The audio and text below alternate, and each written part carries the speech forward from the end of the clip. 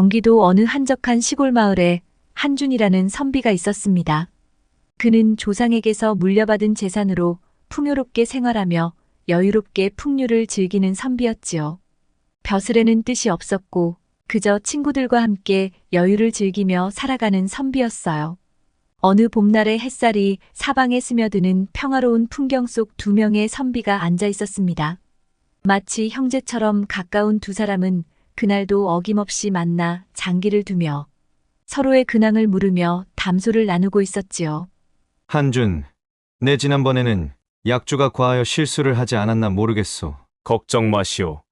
나도 술에 취하여 아무 생각이 안 나는구려. 오늘은 오랜만에 시나 한 수 읊어봅시다. 자네가 선창을 하게나 이른 봄 동산에는 꽃들이 만발하고 산새는 가지마다 날아들어 즐거이 지저귀는구나.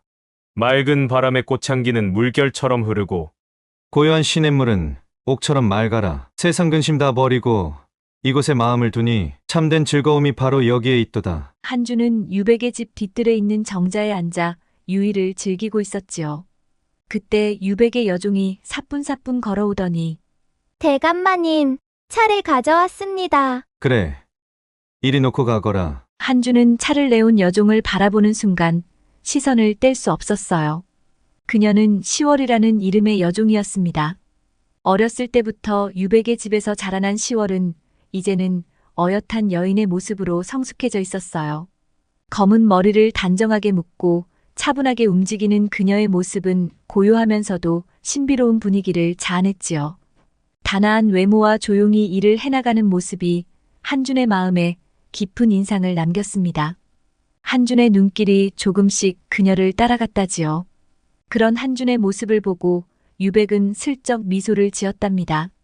한준, 자네 무언가에 마음을 뺏겼나 보군. 눈빛이 반짝반짝한 것이 평소와는 다른 눈빛인데. 한준은 잠시 당황한 듯 고개를 돌렸어요. 그러나 이내 진지한 표정으로 말했답니다. 유백, 저 아이가 어렸을 때부터 자네 집에서 자랐던 아이 맞지? 맞아. 어릴 때부터 우리 집에서 일하던 아이였지. 그런데 왜 그러나? 유백은 눈썹을 살짝 치켜세우며 물었어요. 한준은 잠시 망설이다가 조용히 입을 열었습니다. 저 아이를 어렸을 때 봤을 때랑은 참 많이 변한 것 같아서 오랜만에 보니 여인다운 기품이 느껴지는구먼. 유백은 그 말에 잠시 시월을 바라보았다가 한준을 향해 의미심장한 미소를 지었답니다. 설마 자네가? 아, 아니네. 한준은 얼른 말을 끊었어요. 그저 오랜만에 보니 성숙한 여인의 모습으로 변해 있어 그러네. 별 뜻은 없네. 하지만 한준의 시선은 다시 시월에게로 향했지요. 그 순간 시월이 마당에서 두 사람을 향해 고개를 돌리더니 조심스럽게 다가왔습니다. 대감마님, 차를 더 따르러 왔습니다. 혹시 더 필요한 것이 있으신가요? 한준은 무심한 척 그녀의 모습을 바라보았어요. 하지만 가슴속은 마치 폭풍처럼 요동쳤답니다. 그녀가 곁에 머무는 동안 한준은 말없이 그녀의 모습을 지켜보았어요. 유백은 그런 한준을 바라보며 조용히 차를 마셨지요. 어느 날 밤이었어요. 유백이 외출한 사이 한준은 그날따라 왠지 모를 설레이는 마음에 유백의 집을 찾았지요. 달빛이 휘영청 비추는 밤 그가 대청마루에 조용히 앉아 있으려니 시월이 차를 갖고 나왔습니다. 대감마님께서는 출타하셔서 아직 안 돌아오셨습니다. 차라도 한 잔 드시면서 기다리시지요. 그 여린 손길이 얼마나 곱던지 한준은 그만 그녀의 손목을 조용히 잡아 멈추게 했습니다. 시월아, 손이 부드럽구나. 내 마음을 시월이 너에게 빼앗겼으니 이를 어찌한단 말이냐? 내 마음을 책임지거라. 한준의 고백에 시월은 고개를 떨군 채 한동안 아무 말도 하지 못했어요. 숨죽인 채 있던 그녀는 천천히 고개를 들어 한준을 바라보았지요. 나리 같은 지체 높으신 분의 마음을 소인 같은 천한 것이 어찌 감히 책임질 수 있겠습니까? 어허, 내 마음을 다 빼앗아가 놓고는 시치미를 잘 뒀대는구나. 소인은 나리께 빼앗은 것이 없사옵니다. 소인이 무슨 힘이 있겠습니까? 그럼 내가 힘이 없다면 힘이 센 내가 하자는 대로 하겠느냐? 무엇을 하려고 하시는데요? 그야 뻔한 일 아니냐? 너같이 곱고 여린 여인을 품고 싶은 것이지. 나리께서 저를 품으신 다음 소인은 어찌 되는 것이옵니까? 내가 내 마음을 받아준다면 나의 첩이 되어 함께 살 수 있지 않겠느냐? 소인 부끄럽사옵니다. 소인은 아직 경험이 없어 나리를 어떻게 모셔야 할지 모르겠사옵니다. 걱정 말거라. 내 처소가 어디더냐? 그리로 가자꾸나. 내가 충분히 잘 이끌어주마. 걱정 말거라. 그리하여 시월이와 한주는 시월이 방으로 들어갔지요. 시월의 목소리가 바람에 스치는 풀잎처럼 떨려 나왔어요. 그날 밤 시월은 천당과 지옥을 오르내리며 한준의 불끈 솟아오른 뜨거운 맛을 확실하게 보았답니다. 그날 이후 한준은 매일같이 유백의 집에 드나들며 시월이와 뜨거운 밤을 보내게 되었지요. 그러던 어느 날 한준은 긴장한 표정으로 유백의 집에 들어섰어요. 평소보다 더 진지한 얼굴에 불안함이 가득한 표정이었지요. 유백은 그런 친구의 얼굴을 보자마자 무슨 일이 생겼음을 직감했어요. 유백, 오늘은 자네에게 고백할 것이 있어. 내 마음은 진심이니 비웃지 말고 내 말을 잘 들어주게. 유백, 나 이제는 더 이상 시월이와의 사이를 감출 수 없겠어. 무슨 말인가? 자네가 시월이에게 관심이 있다는 것을 이미 눈치채고 있었는데 벌써 두 사람 사이가 그렇게 되었단 말인가? 제주도 좋구먼 그려. 한주는 유백의 농에도 진지하게 대답을 하였습니다. 내가 아주 오랜만에 뜨거운 감정을 갖게 되었다네. 기생들과의 유희는 비할 것이 아닌 그게 단순히 마음의 교감만은 아니었어. 한주는 고개를 돌리며 고백하듯 낮게 중얼거렸어요. 유백, 자네도 알지 않나. 아내는 나와 잠자리를 함께해도 서로 간에 교감이 없다네. 마치 고목나무를 안고 돌리듯 뻣뻣하고 반응이 없지. 그녀는 언제나 내 손길을 거부하지도 받아들이지도 않았어.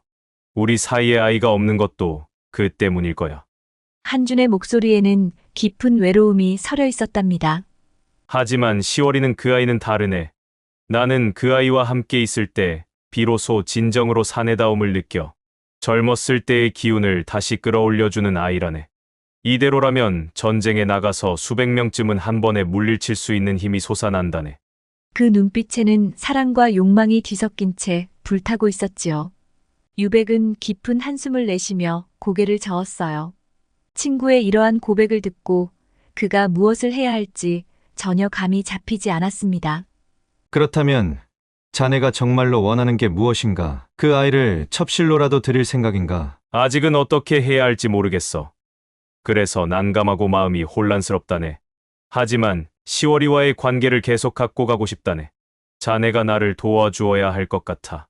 시월이와 사랑을 계속 이어갈 수 있도록. 뭐 그거야 어렵지 않겠지만 같이 공범이 되겠구먼. 유백은 너털 웃음을 지었지요. 그 이후로 한준은 더 자주 유백의 집을 찾았고 시월에게 차를 준비하라 일러 한준과 함께 뒷산 정자로 나가 담소를 나누는가 하면 한준과 시월이가 함께 할 수 있는 시간을 계속 만들어 주었답니다. 시월아, 이렇게 따뜻한 봄날 너의 무릎을 베개 삼아 누워있는 지금이 어느 신선부럽지 않구나.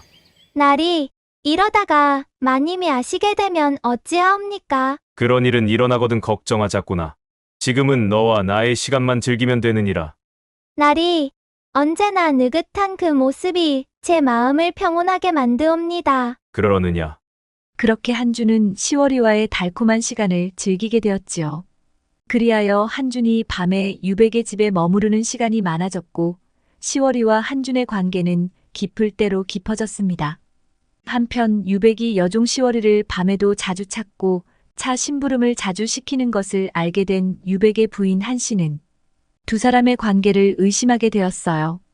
혹여 유백이 시월이를 좋아해 첩으로 삼으면 어쩌나 노심초사하며 시월이의 동태를 유심히 살펴보게 되었답니다. 유백은 아침에도 시월이를 불러 차를 준비하게 하고 저녁이면 산책을 나간다고 하며 시월이를 데리고 뒷산 정자로 나가곤 했어요. 한씨는 그런 남편의 행동에 왠지 모를 불안감이 가슴 한켠에 자리 잡는 것을 느꼈지요. 그날도 남편 유백이 집안일을 돕고 있던 시월이를 불러 차를 준비해 정자로 가져오라 일렀습니다. 한씨는 조용히 시월이의 뒤를 밟기 시작했어요. 뒷마당을 지나 뒷산으로 이어지는 길목까지 걸음을 옮기던 한 씨는 한참을 숨어서 두 사람의 모습을 살폈답니다. 한 씨는 정자의 한준이 함께 있는 것을 보지 못한지라 남편과 시월이의 사이를 의심하게 되었어요. 그녀는 혼란스러운 마음을 안고 조용히 그 자리를 빠져나와 방으로 돌아왔지요. 하지만 마음은 전혀 진정되지 않았습니다. 두 사람이 정자에서 나란히 앉아 차를 마시며 이야기를 나누는 모습을 상상하며 계속해서 머릿속에 맴돌았어요. 두 사람 사이가 보통이 아님을 직감한 한 씨는 시월이에 대한 질투와 시기심으로 참을 수가 없었지요. 한 씨는 그런 시월이를 그냥 두고 보기만 할 수 없었답니다. 어느 날 마님의 방 청소를 마치고 나온 시월이를 마님은 집안이 떠나가라고 시월이를 불러댔어요. 시월아, 시월이 어디 있느냐? 시월은 걸레를 빨던 손을 멈추고 마님을 향해 한 걸음에 달려갔습니다. 네, 마님. 부르셨습니까? 방 청소를 할 때 경대 위에 있던 놀이개를 보지 못했느냐? 내가 제일 아끼던 놀이개가 없어졌구나. 시월은 순간적으로 멍해졌어요. 방 청소를 하면서 경대 위 물건들을 분명히 확인했지만 놀이개 같은 귀중한 물건은 눈에 띄지 않았지요. 그녀는 고개를 가로저으며 말했습니다. 네, 마님 소희는 못 보았습니다. 경대에 있는 물건에는 손도 대지 않았습니다. 내가 방금 방 청소를 하고 나오지 않았느냐? 아무도 방에 들어가지 않았는데. 그럼 누구 짓이란 말이냐? 바른대로 말하거라, 인연. 마님, 소희는 정말 모르는 일이옵니다. 방 청소만 하고 나왔을 뿐이옵니다. 마님의 눈매가 날카로워졌어요. 그녀는 시월을 아래 위로 훑어보더니 노골적인 비웃음을 지었습니다. 내가 매질을 당해야만 진실을 말할 심산인가 보구나. 김서방, 있는가? 네, 마님. 김서방이 답하며 나타났어요. 전현이 바른 말을 할 때까지 매질을 하거라. 김서방은 마님의 명령에 따라 가지고 온 긴 빗자루를 움켜쥐고는 시월의 앞에 섰습니다. 눈앞의 상황이 믿기지 않는 시월은 머뭇거리며 뒤로 물러섰어요. 마님, 억울하옵니다. 소희는 아무것도 손대지 않았습니다. 마님, 제발 믿어주시옵소서. 시월은 두려움에 떨면서 간절히 외쳤지만 마님은 그런 그녀의 외침을 무시한 채 김서방에게 손짓했어요. 김서방의 손이 빗자루를 휘두르며 시월의 등과 어깨를 사정없이 내려치기 시작했지요. 처음엔 매질을 피하려고 몸부림치던 시월도 곧 기진맥진해져서 힘없이 매질을 견뎌냈어요. 숨이 막힐 듯 아팠지만 그보다 더 아픈 것은 억울함이었지요. 마님, 제발 소희는 정말 아무것도 모릅니다. 저를 믿어주세요. 시월은 눈물에 젖은 얼굴을 들고 간절히 애원했지만 마님은 그녀의 비참한 모습을 보며 흡족한 미소를 지었어요. 내 인연이 감히 내 서방을 넘보려고 하다니. 그 대가를 앞으로 톡톡히 치르게 해줄 것이다. 어디 한번 대감께서 널 얼마나 아끼시는지 두고 보자. 내가 너를 어떻게 만들지 지켜보라지. 마님은 자신이 마음먹은 일을 꼭 이루고야 마는 성격을 지니고 있었지요. 서방님께서 자꾸만 시월이를 챙기는 모습을 보고 의심이 깊어졌던 한 씨는 차라리 이 기회를 빌려 시월을 완전히 부숴버리기로 결심했습니다.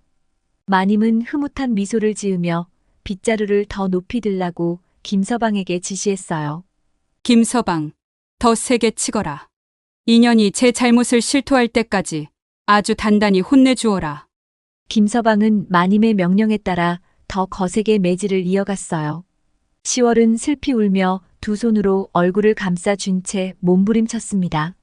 온몸의 뼈마디가 부서질 듯 아팠지만 무슨 말을 해도 통하지 않을 것을 알기에 그저 울음소리만 내며 참아냈답니다. 그러다 한참 후 마님은 눈웃음을 지으며 김서방에게 손을 들어 제지했어요. 됐네. 이제 생각났어. 내가 다른 경대 속에 넣어둔 것을 깜빡했군. 그만 멈추게. 시월은 온몸에 새겨진 고통보다도 마님의 무심한 목소리에 더 큰 상처를 받았지요. 마님은 시월의 억울함과 고통을 조금도 느끼지 못한 채 아무 일도 없다는 듯 돌아서 방으로 들어가 버렸답니다. 그렇게 시간은 흘렀고 한 씨의 시월에 대한 구박은 날이 갈수록 더해갔어요. 시월은 이유도 모른 채 매일같이 벌을 받거나 비난을 들어야만 했어요. 그러던 어느 날 마님은 또 소리소리 지르며 시월이를 불렀답니다. 너 지난번 내 생일에 대감마님이 사준 은비녀 못 보았느냐? 마님, 저는 은비녀를 손댄 적이 없습니다. 시월은 두려움에 찬 눈으로 한씨를 올려다보며 말했어요. 그러나 한씨는 냉담한 표정으로 시월이를 내려다보며 말하였지요. 내가 평소에 그 은비녀를 유심히 쳐다보는 것을 이상히 여기고 있었거늘. 이런 사단이 나고야 말았구나. 어서 솔직히 말을 하거라. 마님, 어느 한전이라고 거짓을 말하겠어요. 소희는 마님 물건에 손을 댄 적이 없습니다. 믿어주세요. 믿어달라. 믿어달라. 믿어줄 만한 행동을 해야 믿어주지 않겠느냐. 내 행동거지가 바르지 못한 것은 온 집안 사람이 다 아느니라. 어딜 감히 나를 속이려 하느냐. 이년. 이제부터라도 제대로 가르쳐주마. 몸이 부서져라 맞아야 입이 열릴 테지. 한씨는 한 발자국 뒤로 물러나더니 고개를 끄덕이며 머슴들에게 손짓했습니다. 머슴들이 시월의 몸을 멍석으로 단단히 감싸기 시작했지요. 그녀의 작은 몸이 멍석에 말리며 차츰 움직일 수 없게 되자 머슴들 중 한 명이 기다리고 있던 회초리를 높이 들어 올렸어요. 아니옵니다. 저는 안 가져갔어요. 제발 믿어주세요. 시월의 절규는 이미 질투심에 끓어오르는 분노를 가진 한씨의 귀에 들리지 않았어요. 첫 회초리가 무자비하게 그녀의 몸 위로 내려쳤고 뼛속까지 저릿한 통증이 그녀의 온몸을 감쌌지요. 시월은 이를 악물고 입을 닫았지만 연이어 떨어지는 매질을 견디기엔 그녀의 몸이 너무도 연약했답니다. 고통스런 비명이 터져 나왔어요. 한씨는 그 비명을 들으며 입꼬리를 비틀며 미소를 지었지요. 그래. 이게 내 주제를 아는 법이다. 어디 한번 실토하지 않고 얼마나 버틸지 보자꾸나. 하지만 그때 문 밖에서 서둘러 뛰어들어오는 발걸음 소리가 들렸습니다. 멈춰라! 놀란 머슴들이 회초리를 멈추고 고개를 돌렸어요. 그곳에는 숨을 헐떡이며 한준이 서 있었지요. 그의 얼굴은 창백하게 굳어 있었고 눈동자에는 분노와 슬픔이 동시에 일렁이고 있었습니다. 대체 무슨 짓을 하는 것이오? 한준의 목소리는 떨렸지만 분노를 느낄 수 있었어요. 그는 천천히 시월이에게 다가가 멍석에 묶인 그녀의 몸을 내려다보았지요. 이미 온몸이 시뻘겋게 피멍이 들고 피투성이 된 그녀의 모습에 그의 심장은 그야말로 찢어질 듯 아팠답니다. 아무리 하인이라 한들 사람을 이리도 혹독하게 매질을 하는 경우가 어디 있단 말이냐? 한준은 한씨 부인이 듣도록 하며 하인들을 향해 눈을 부라리며 소리쳤어요. 머슴들은 죄인처럼 몸을 웅크리며 고개를 떨궜답니다. 이건 우리 집안의 일이니 손님께서는 관여하지 마시지요. 한씨가 나서며 쌀쌀맞게 말했어요. 하지만 한준은 한 발자국도 물러서지 않았지요. 그는 시월의 멍석을 풀어주며 그녀의 몸을 부드럽게 일으켰습니다.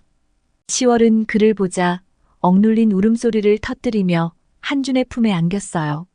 부인, 도대체 시월이가 무슨 죽을 죄를 지었기에 이렇게 심한 매질을 한단 말이오. 내가 이 아이를 잘 압니다. 죄를 저지를 사람이 아니란 말입니다. 한준은 한씨를 향해 간절히 외쳤어요. 그의 목소리는 애끓는 절박함으로 가득 차 있었지요.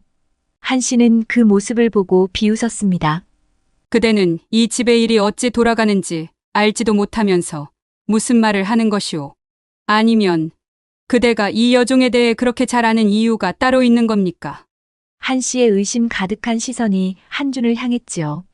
한준은 잠시 말을 잇지 못하고 입술을 깨물었어요.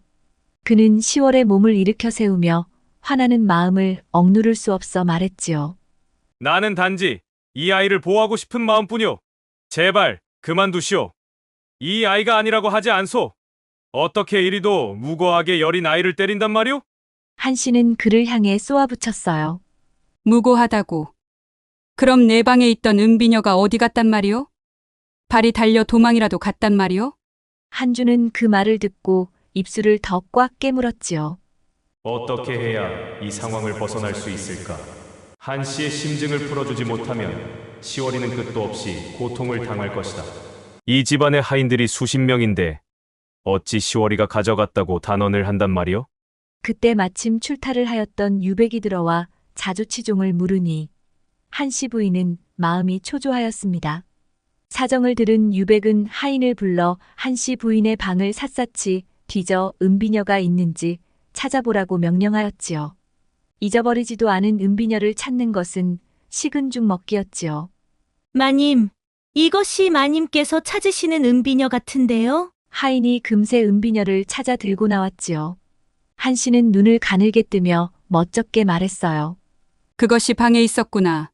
내 대감께서 사준 소중한 것이기에 예민했던가 봅니다. 한씨의 입가에 비릿한 미소가 흘렀지요. 한씨는 한준이 시월이와 유백의 관계를 이미 알고 시월이를 보호해주기 위해 이런 행동을 하는 줄 알고 더욱 괘씸하게 생각했습니다. 한준은 시월의 손을 잡고 일으켰어요. 그는 부축하듯 그녀를 데리고 마당 밖으로 걸어나가면서 속으로 이를 악물었습니다.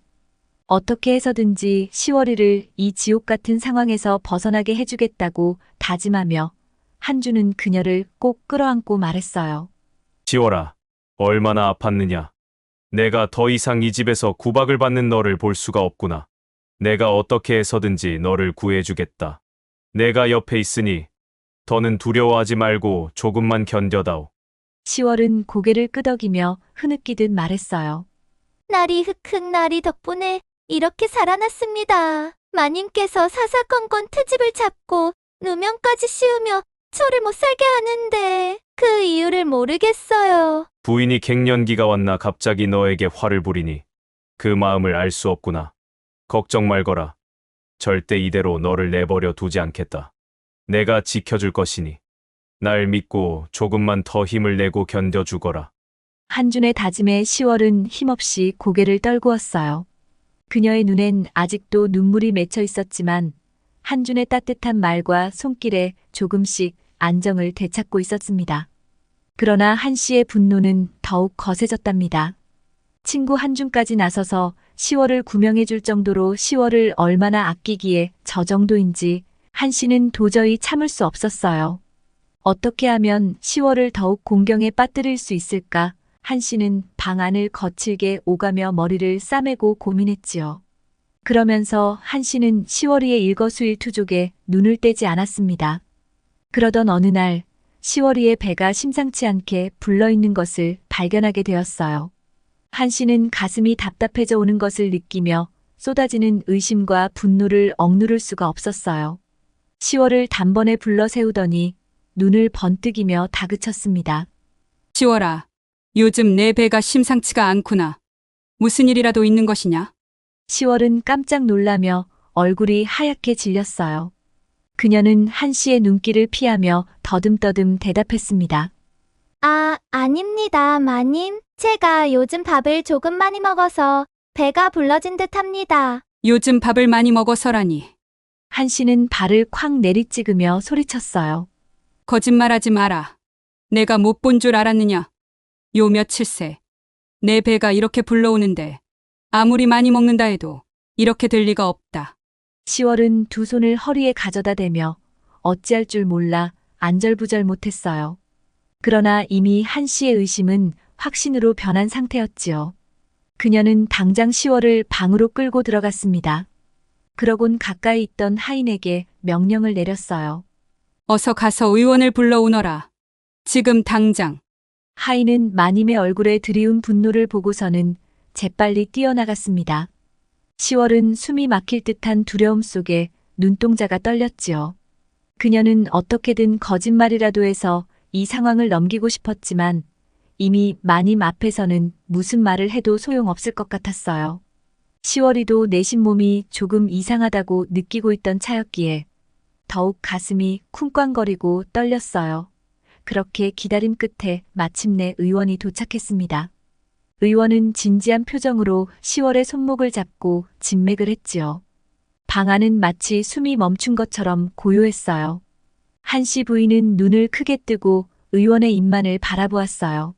의원은 잠시 말을 멈추더니 이내 깊은 숨을 내쉬며 천천히 말했습니다. 이 아이는 임신을 하였습니다. 뭐라고? 한씨는 그대로 자리에 주저앉았어요. 입술이 파르르 떨리며 말문이 막혔답니다. 남편 유백과 시월이 밤마다 그 짓거리를 했다고 생각하니 한씨 부인은 피가 거꾸로 솟는 것 같았어요. 하지만 의원의 말은 진실이었고 10월에 배가 불러오는 것도 사실이었습니다. 10월은 그 자리에 굳어버린 채 있었지요. 더 이상 숨길 수도 거짓말할 수도 없다는 걸 깨달았어요. 그녀의 눈동자가 흔들렸어요. 한씨 부인의 날카로운 시선이 비수처럼 그녀를 꿰뚫었지요. 내가 감히 이 집에서 그따위 짓을 했단 말이냐. 한씨는 이를 악물며 10월에게 손을 뻗었습니다. 누구냐? 내 뱃속의 아이가 누구 것인지 당장 말해. 10월은 고개를 떨구고 한참을 망설이다가 끝내 입을 열지 못했어요. 눈물이 떨어지며 그녀의 볼을 적셨습니다. 그러자 한씨는 더 참을 수 없다는 듯 두 손을 휘저었지요. 여봐라. 당장 전현을 묶어라. 실토할 때까지 매질을 해라. 하인들이 다가와 10월의 손을 붙잡고 밀쳐냈지요. 10월은 두려움에 떨며 눈물을 흘렸지만 입을 다문 채 아무 말도 하지 못했어요. 그 순간 멀리서 유백의 목소리가 들렸습니다. 무슨 일이오? 여기서 대체 무슨 난리란 말이오? 유백이 방으로 들어오며 날카로운 눈으로 10월과 한씨를 번갈아 보았어요. 한씨는 억울하고 분한 얼굴로 유백에게 소리쳤습니다. 여보, 인연이 임신을 했대요. 이 집에서 감히 이런 짓을 저질렀다고요. 다 당신 때문이에요. 당신이 10월이를 자꾸 불러다 쓰니 전현이 제 분수를 모르고. 유백은 잠시 충격에 말을 잃었다가 고개를 저으며 다급히 말했어요. 말도 안 되는 소리. 내가 저 아이에게 무슨 짓을 하겠소? 이건 분명 오해요. 그러나 한씨의 눈은 이미 의심으로 가득 찼습니다. 그녀는 남편을 향해 손가락질하며 소리쳤어요. 당신이 아니면 도대체 누가 저 아이에게 이런 짓을 했단 말이에요. 말도 안 되는 소리 마세요. 전현이 입을 열지 않으니 바른 대로 실토할 때까지 매질을 하면 되겠네요. 유백은 잠시 고민하다가 한씨의 손을 잡고 부드럽게 진정시켰지요. 여보, 진정하오. 저 아이가 내 아이를 가질 이유가 없지 않소? 당신 나를 이렇게 못 믿는 것이요? 그러자 한씨는 오히려 더 격분하며 소리쳤어요. 그럼 누구냐고요? 당신이 아니라면 저 아이 뱃속에 아이를 심은 놈이 대체 누구냐고요? 그때였지요. 문 밖에서 갑자기 한준이 급히 걸어 들어왔습니다. 무슨 일이오? 한준이 방 안의 혼란스러운 상황을 보고 걸음을 멈췄어요. 10월이 바닥에 엎드려 있고 한씨가 광기 어린 표정으로 서 있는 것을 보며 눈살을 찌푸렸습니다. 그는 10월을 바라보았어요. 창백한 얼굴로 눈물 자국이 흐른 그녀의 모습이 그를 더욱 자극했지요. 그때 한씨 부인이 한준을 보며 비웃듯 말하였어요. 대감, 이 아이가 임신을 했다지 뭡니까? 한씨는 부들부들 떨며 한준에게 손을 내저었어요. 여기가 대체 어떤 집인데 여종이 배를 불리고 있다고요. 이 아이가 입을 열지 않으니 매질이라도 해서 실토하게 해야죠. 한준은 잠시 말을 멈추었다가 한씨의 눈을 똑바로 응시하며 말했어요. 10월의 뱃속의 아이는 내 아이요. 갑자기 무거운 침묵에 휩싸였어요. 한씨는 눈이 휘둥그레진 채 한준을 바라보았습니다. 뭐라고요? 지금 뭐라고 했어요? 한준은 고개를 돌려 10월에 떨고 있는 손을 잡아 일으켰어요. 그녀의 눈에 맺힌 눈물이 그의 손등을 적셨습니다. 그는 단호한 목소리로 다시 말했지요. 이 아이는 내 아이를 가졌소. 더 이상 10월을 힘들게 하지 마시오. 부인. 한씨는 비틀거리며 뒤로 물러섰어요.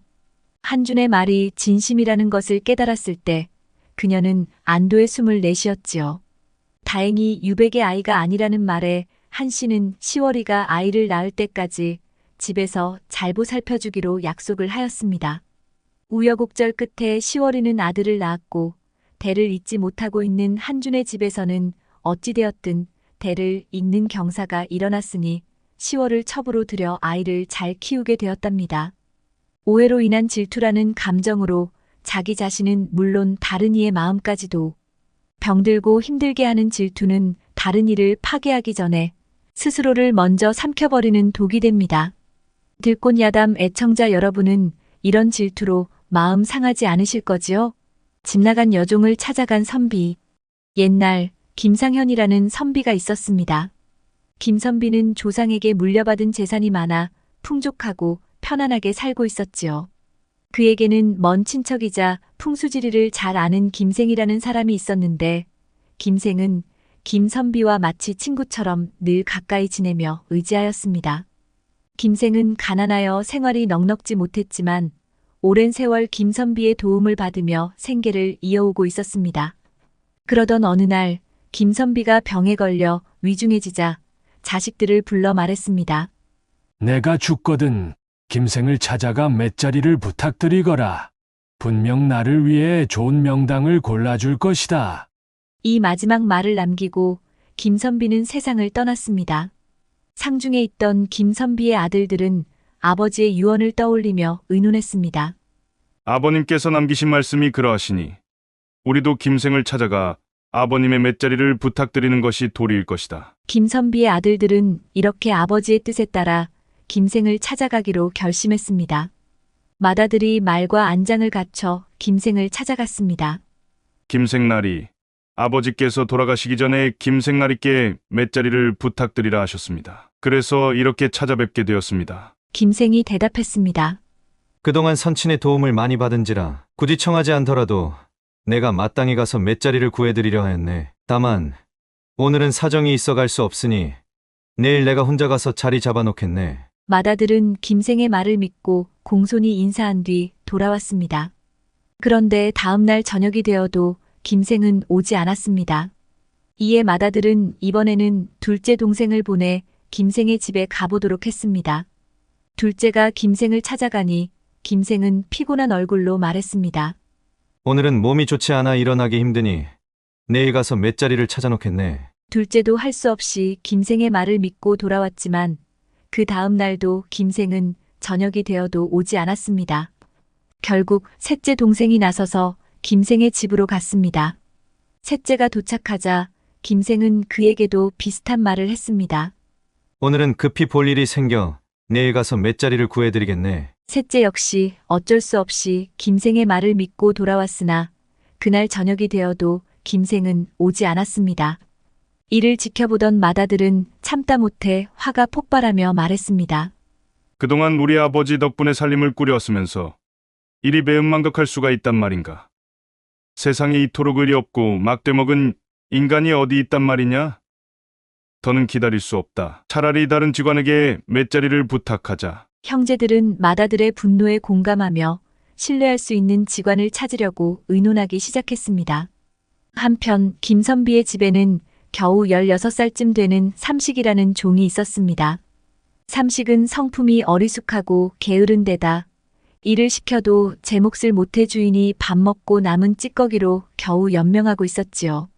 하루 종일 빈둥거리니 방을 내어줄 리 없었고 부뚜막 구석에서 쪽잠을 자며 지냈죠.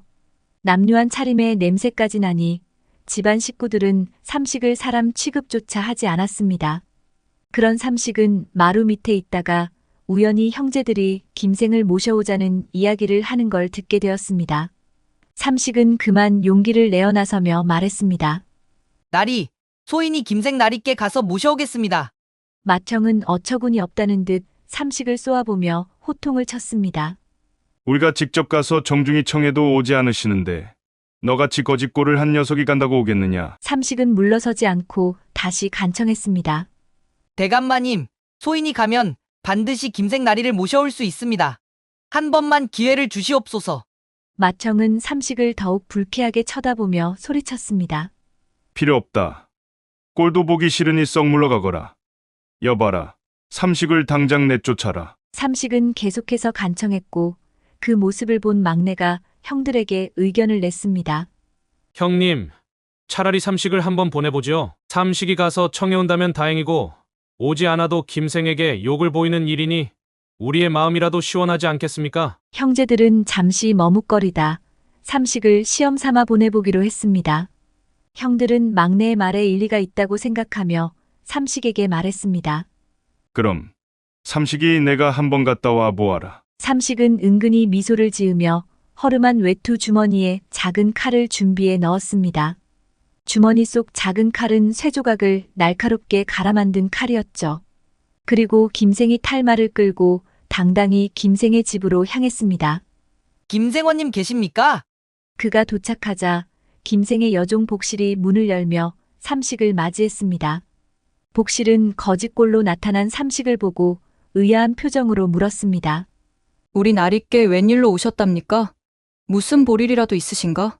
삼식은 전혀 주눅 들지 않고 당당하게 말했습니다. 김상현 어르신 댁에서 왔다고 전해주게. 복실은 시큰둥한 얼굴로 방으로 들어가 김생에게 말했습니다. 나리, 김대감 댁에서 사람이 찾아왔습니다. 김생은 얼굴을 찌푸리며 묻습니다.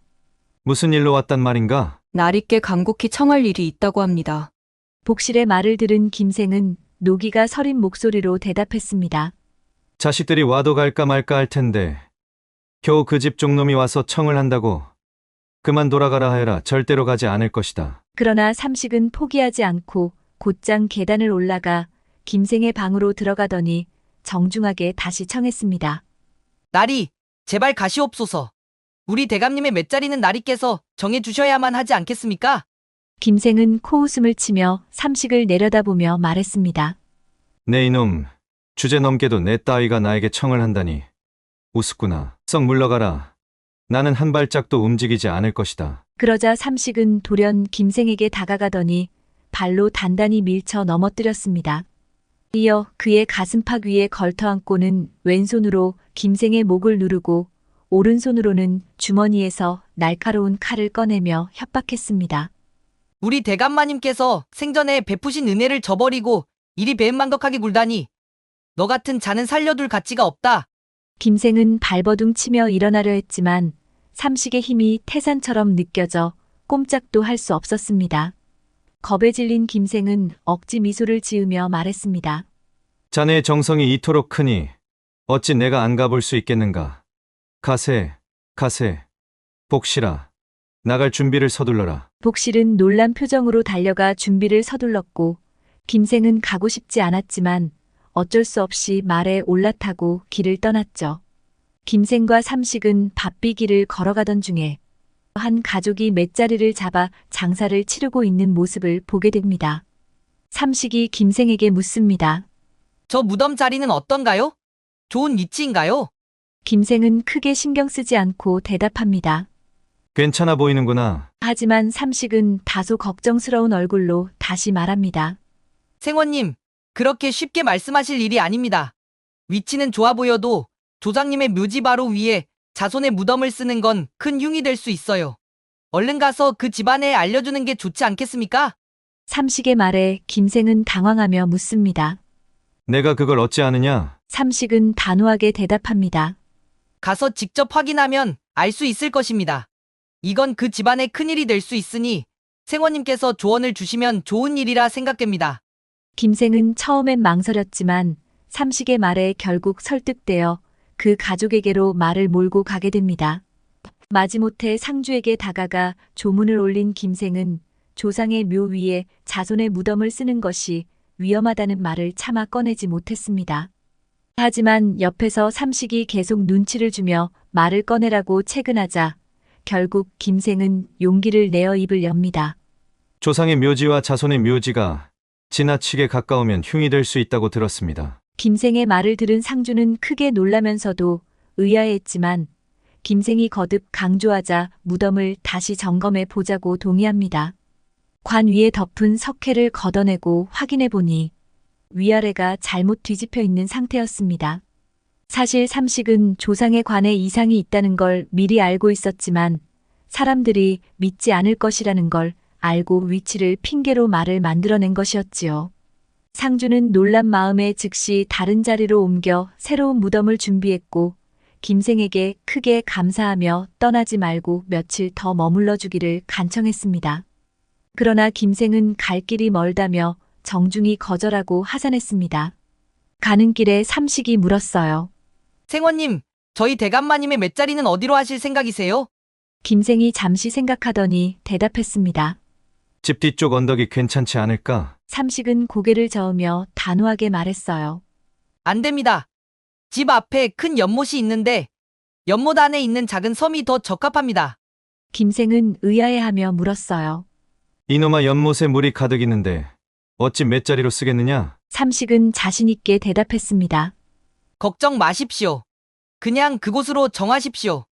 김선비 댁에 도착하여 결국 김생은 삼식의 말대로 연못 안섬을 장지로 정했습니다.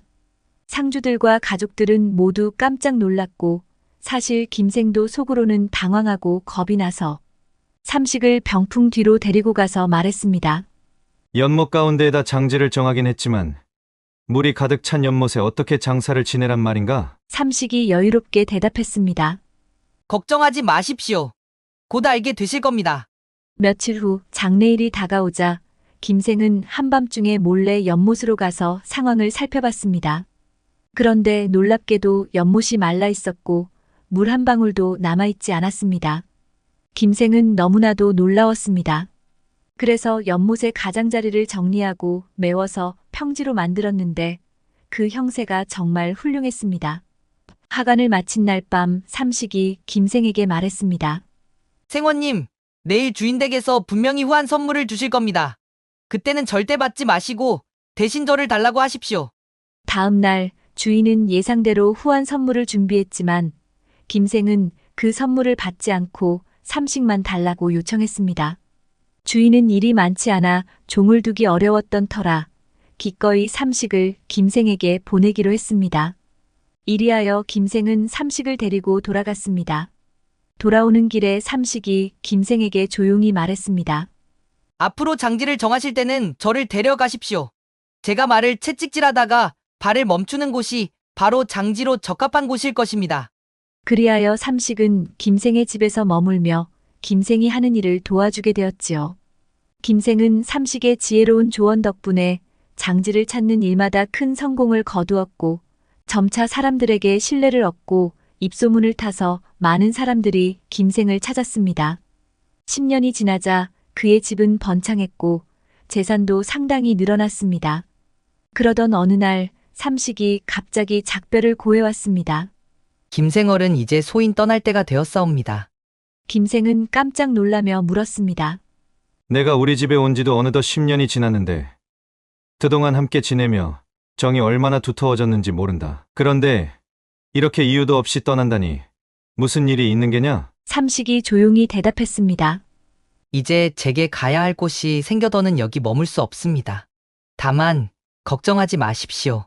생원님이 돌아가시기 전에 다시 찾아와 장지를 정해드릴 것입니다. 김생은 서운한 마음에 삼식을 붙잡아 두고 싶었지만 삼식은 끝내 작별을 고하고 떠났습니다. 몇 해가 지나 김생이 점점 나이가 들어갈 즈음 삼식이 다시 나타났습니다. 김생이 반가운 마음과 동시에 이상한 예감에 물었습니다. 삼식아, 내가 돌아왔구나. 그런데 어쩐 일로 다시 온 것이냐? 내가 벌써 죽을 때가 되었더냐? 삼식은 안타까운 눈빛으로 대답했습니다. 생원님의 수명이 얼마 남지 않았습니다. 마지막 장지를 정해드리기 위해 왔습니다. 김생은 삼식으로부터 자신이 살 날이 얼마 남지 않았다는 말을 듣고 마음이 무거워졌습니다.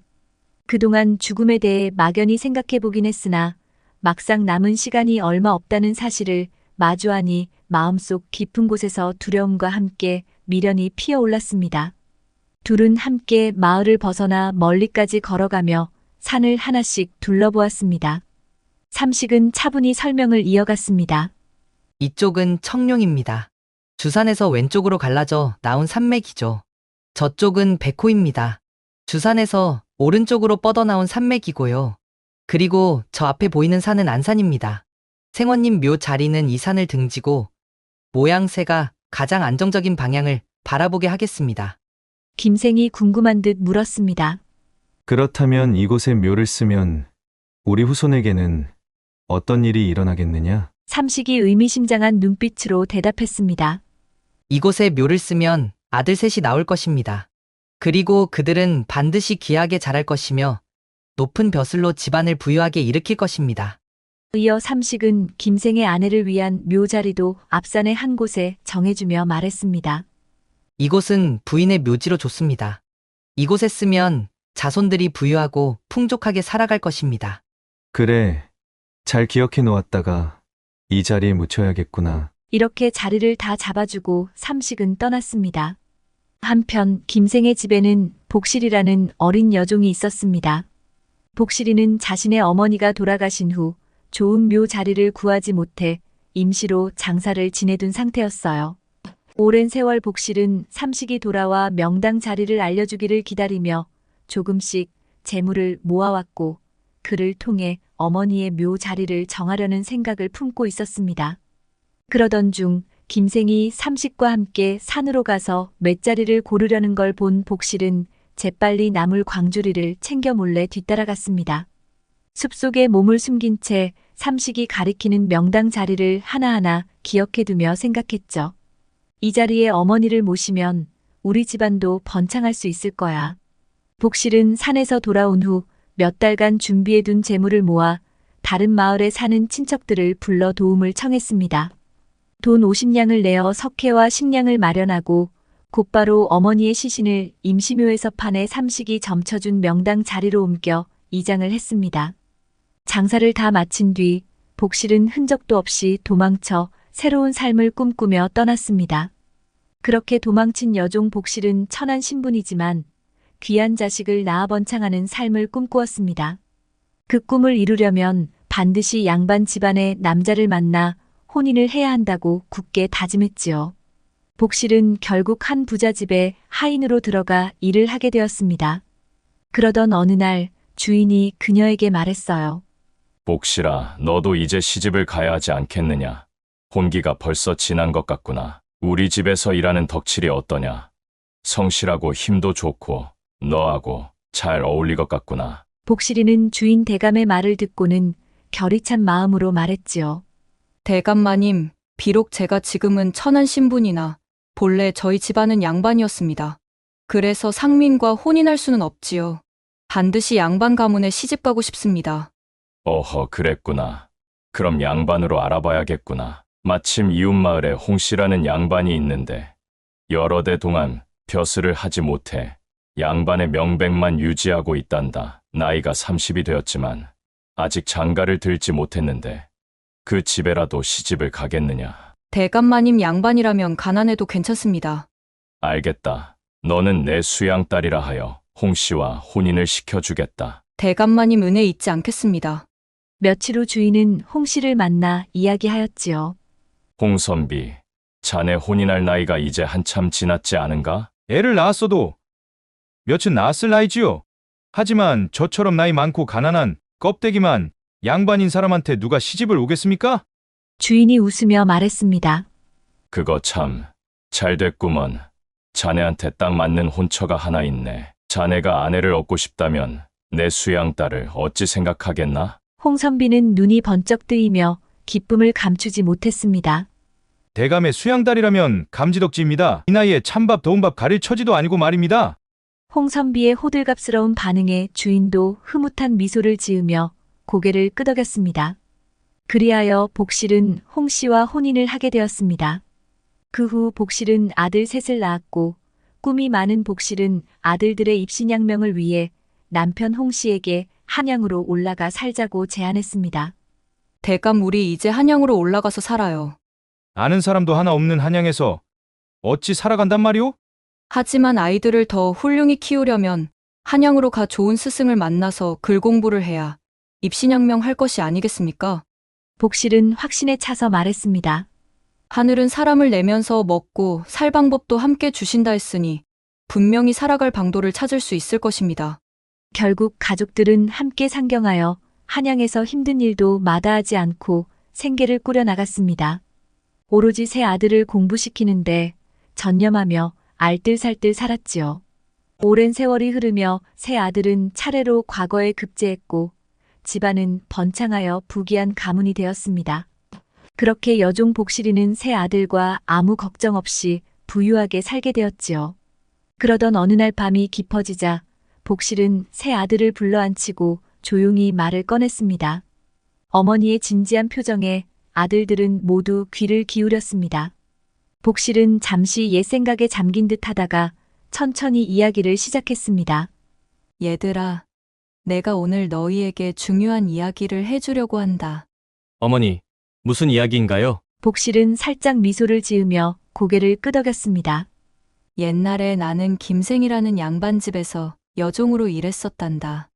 김생은 맷자리를 알아봐주는 직관이었는데 그 집에는 삼식이라고 불리는 종이 한 명 더 있었지.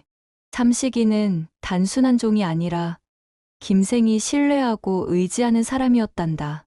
그는 맷자리를 잘 알아보는 능력이 있어 여러 명당을 알려주어 김생의 집안이 크게 번창하게 도왔지. 복실은 그 시절을 떠올리며 이야기를 이어갔습니다. 그런데 나도 한 가지 욕심이 생기더구나.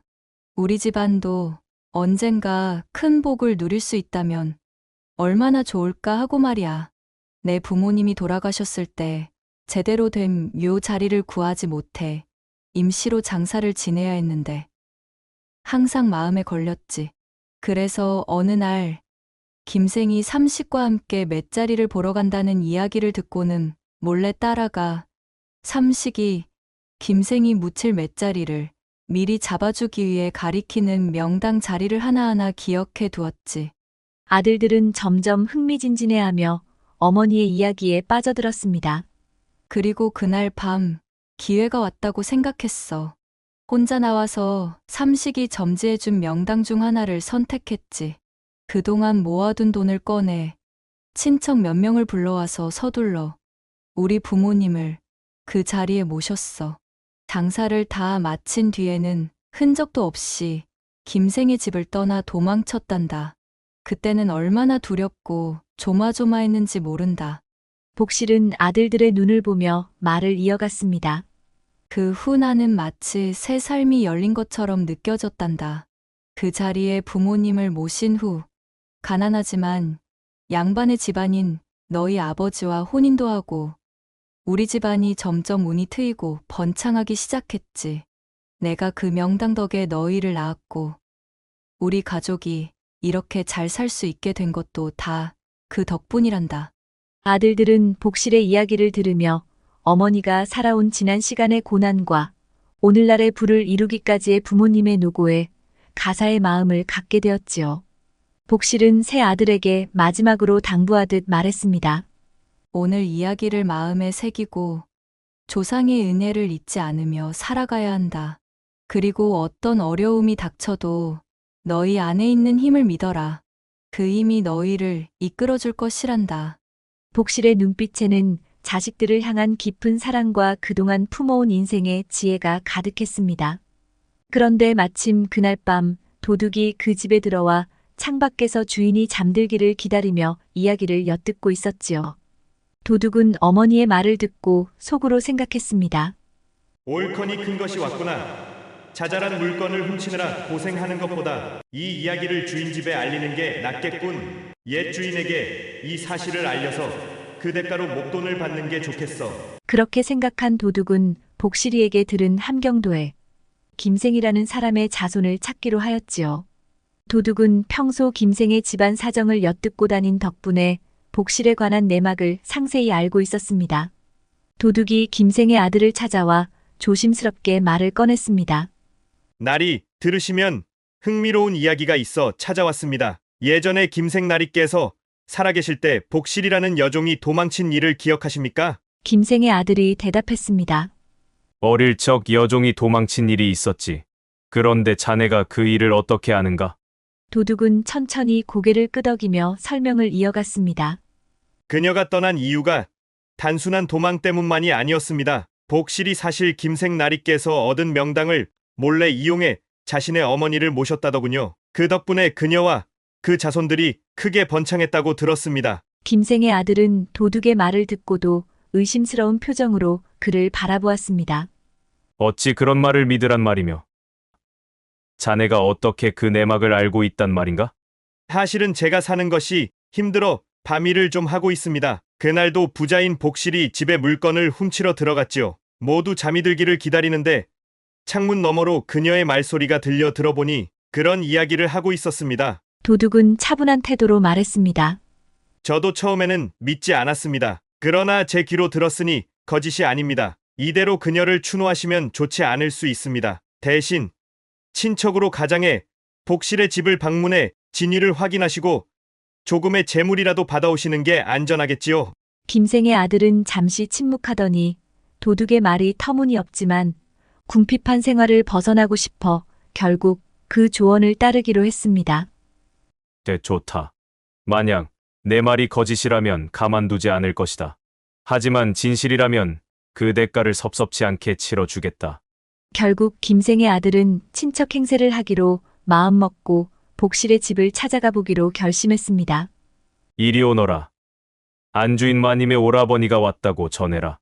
그가 집 문을 두드리며 안주인을 찾으니 하인들이 김생의 아들을 맞이했고 잠시 후 복실이 나와 그를 맞이했습니다. 복실은 문을 열고 나와 그의 얼굴을 보자마자 김생과 꼭 닮은 모습에 한눈에 그가 옛 주인의 아들이라는 걸 알아차렸습니다. 어휴, 세상의 오라버니, 오랜만입니다. 어찌 이렇게 먼 곳까지 친히 찾아와 주셨단 말입니까? 복실은 반가운 척하며 그를 맞아들였고 김생의 아들도 복실의 자연스러운 환영에 약간 안도했습니다. 여기까지 오시느라 고생 많으셨겠어요. 어서 안으로 드세요. 한상 차려놓고 천천히 이야기 나누지요. 복실은 방 안으로 그를 안내하며 직접 차와 다과를 내왔습니다. 그리고는 진심으로 그를 대접하며 말했습니다. 어릴 적 주인님이 도련님을 귀하게 기르셨지요. 세월이 많이 흘렀어도 귀하신 모습 그대로입니다. 소인을 잊지 않고 이렇게 찾아와 주시니 정말 고맙습니다. 김생의 아들은 복실이 자신이 김생 아들이라는 것을 단번에 알아차린 것에 약간은 놀랐지만 오랜만에 보는 복실의 모습과 따뜻한 환영에 마음을 놓으며 이야기를 나눴습니다. 우리는 조상이 맷자리를 잘못 써서 그런지 가세가 기울어 사는 것이 궁핍하게 되었네. 도련님, 그동안 얼마나 고생 많으셨습니까? 그래도 여전히 건강하신 걸 보니 다행이네요. 우리 집에 계시는 동안 부족한 것 있으면 언제든 말씀해 주세요. 우리 집안이 이제 조금 형편이 나아졌으니 편히 쉬셨으면 좋겠습니다. 복실은 그의 앞에서 새 아들을 불러냈고 새 아들은 예의를 갖춰 김생의 아들에게 절을 올렸습니다. 김생의 아들은 그 광경을 보며 복실의 자손들이 이렇게 귀하게 자란 것을 보니 도둑의 말이 일리가 있다는 것을 느꼈지만 복실의 따뜻한 태도에 김생의 아들은 아무 말도 하지 못하였지요. 복실은 며칠 동안 김생의 아들을 편안히 머물게 하며 정성껏 대접했습니다. 떠날 때가 되자 복실은 여러 가지 물건을 넉넉히 챙겨주며 그에게 인사했습니다. 도련님, 부족한 사람을 잊지 않고 찾아주셔서 감사합니다. 저도 예전 주인님께서 베풀어 주신 은혜를 늘 가슴에 새기고 살고 있습니다. 김생의 아들은 복실의 진심 어린 환대에 돈을 뜯으러 온 자신이 약간 부끄러운 마음이 들었지만 그녀가 챙겨준 물건을 받아들며 깊이 고개를 숙였습니다. 돌아가는 길에 그는 복실의 이야기를 곱씹으며 오랜 세월이 지나도 변치 않은 복실의 은혜와 의리를 생각했습니다. 인연이라는 것이 이리도 묘한 것일까? 마음속에 묘한 감정을 품으며 김생의 아들은 복실의 집을 뒤로하고 돌아섰습니다. 우리가 살아가면서 많은 인연을 만나게 되지요. 그 인연과 은혜는 잊지 않고 되새길 때 비로소 진정한 가치를 지닐 수 있지요. 복실이 주인의 은혜를 잊지 않고 감사하며 살아가듯 사람 간의 인연과 은혜는 시간이 지나도 소중히 여기고 갚으려는 마음이 중요하다는 점을 일깨워줍니다. 들꽃 야담을 시청해주시는 여러분, 오늘 하루도 행복하시고 늘 건강 챙기시기 바랍니다. 감사합니다.